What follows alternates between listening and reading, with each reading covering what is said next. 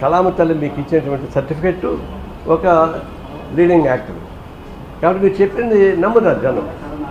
మిమ్మల్ని ఉపయోగించుకొని ఈ బెట్టింగ్లను ఉపయోగించుకోవడంతో పాటు తర్వాత ఈ బోగస్ రియల్ ఎస్టేటు, బోగస్ బంగారం వ్యాపారం, ఆ రకరకాల పద్ధతుల్లో సినిమా యాక్టర్లు దాని మీద చేస్తూ ఉన్నారు. ఇప్పుడు దీనిలో కొంతమంది ఏమంటారు, తెలియక చేశానని చెప్పేసి ఒక ఆయన అంటున్నాడు. చట్టపరంగా ఉంది కాబట్టి నేను చేశానంటున్నాను. ఏం చట్టం? పనికిమాలిన చట్టం. చట్టం వేరు, నైతికత వేరు. గుట్కా కూడా ఇది ఆహార వస్తువులు ఇది ఒకటి అని చెప్పేసి ఒక పనికిమాలిన జడ్జిమెంట్ ఒకటి వచ్చింది. దాన్ని దృష్టిలో పెట్టుకొని పాన్ పరాక్ ఇవన్నీ తయారు చేసి అమ్మేస్తూ ఉన్నారు. చాలా హీనాతిహీనమైనటువంటి పాన్ పరాక్ లాంటి వాటికి కూడా సినిమా యాక్టర్లు అడ్వైజ్ చేస్తున్నారు. దాన్ని తిని ఎంజాయ్ చేస్తారు పనికిమాలిన వాళ్ళు.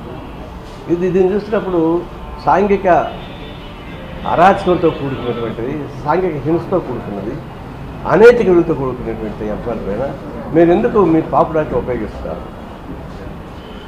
కేవలం డబ్బులు అంటే మీకు డబ్బులు ఇచ్చారు కదా, జనం సపోర్ట్ చేశారు, మీకు డబ్బులు ఇచ్చారు, ప్రతి సినిమా యాక్టర్ బ్రహ్మాండంగా అనుభవిస్తున్నారు.